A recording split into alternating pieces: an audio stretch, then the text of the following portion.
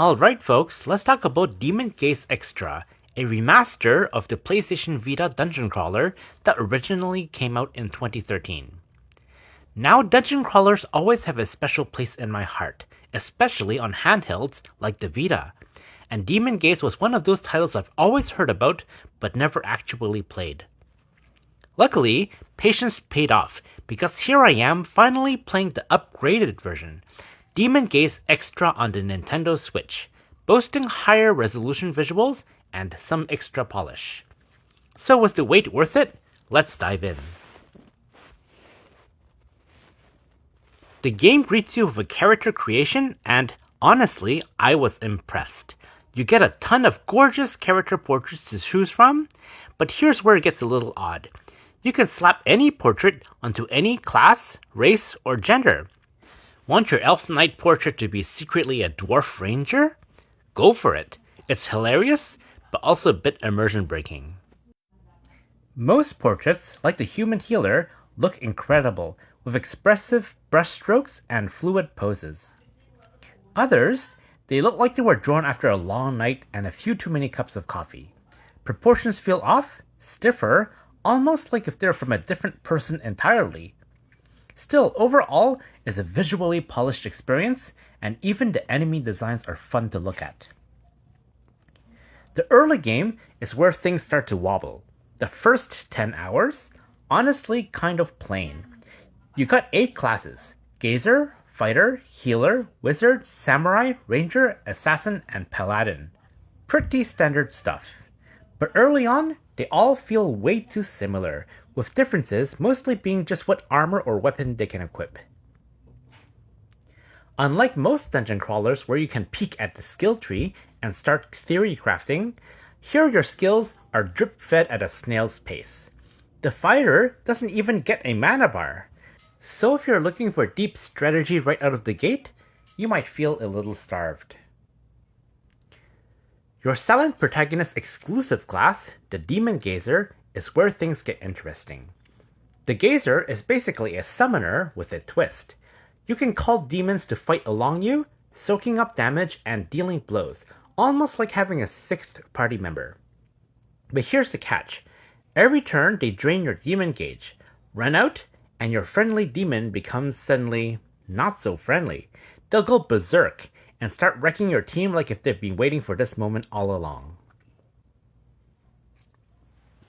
Demons also add utility outside of combat. For example, Comet reveals hidden passages, while Chronos lets you walk safely on lava and spikes.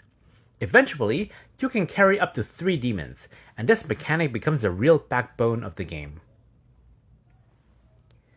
Outside of demons, you can recruit up to 5 party members, but wow, it takes forever. I didn't even have a full squad until around the 10-hour mark, because everything in this game is expensive.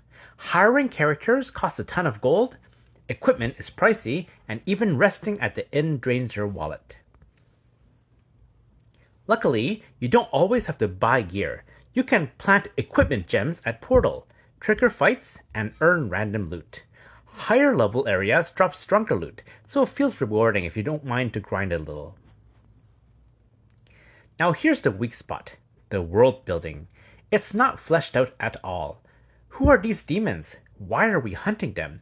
What is the history of the dungeons we're exploring? Don't expect answers anytime soon. I went 20 hours without learning much about this world at all. The storytelling is fragmented and sporadic, which might work for players who love filling in the blanks themselves, but if you want a structured, gripping narrative, you won't find it here. And now we come to the core of the game, combat. I'll be honest, it's underwhelming. At first, I resisted using the auto battle feature because I wanted to strategize, but eventually, I realized there wasn't much strategy to be had. Auto battle actually feels like the intended way to play, and that's kind of sad. Don't get me wrong, the game isn't easy, but instead of clever tactical solutions, battles usually come down to level grinding or slapping on a basic buff like accuracy. Compare that to Etrian Odyssey, where there are hundreds of creative ways to tackle fights. That said, the game does have some fun curveballs. The mermaid boss heals herself and prevents underwater casting. A giant frog enemy can literally swallow one of your party members whole. Those moments stand out, but they're rare compared to the monotony of regular fights. The other issue? Visual feedback. In classic RPGs, even from the 80s, you at least got flashing, shaking, or sound cues when your attacks landed. In Demon Gaze, everything is so subtle, I found myself relying more on the battle log than the animations. Again, it feels like the auto battle was prioritized over the player feedback. Exploring dungeons though, it is actually fun. The maps are solid, filled with hidden doors, one-way passages, and simple puzzles. The environments look a bit repetitive, but the art and music help keep things engaging. The soundtrack is especially strong, giving battles and exploring much needed energy. Progression, however, can be frustrating. The game rarely tells you where to go next. Finishing a dungeon doesn't always unlock the next step. You might need to find a hidden door or trigger a random event. Some players might enjoy that old school sense of discovery, but many will find it confusing and tedious. So where does that leave Demon Gaze Extra? It's a game with gorgeous art, an amazing soundtrack, and some genuinely cool ideas with the demon system. But the lack of strategic depth in combat and the bare-bones storytelling hold it back from greatness.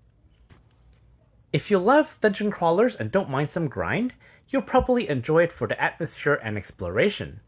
But if you're looking for deep tactical battles like Etrian Odyssey, this isn't the one. Dadozy Gaming gives Demon Gaze Extra a 7 out of 10. Thanks for watching, and happy gaming!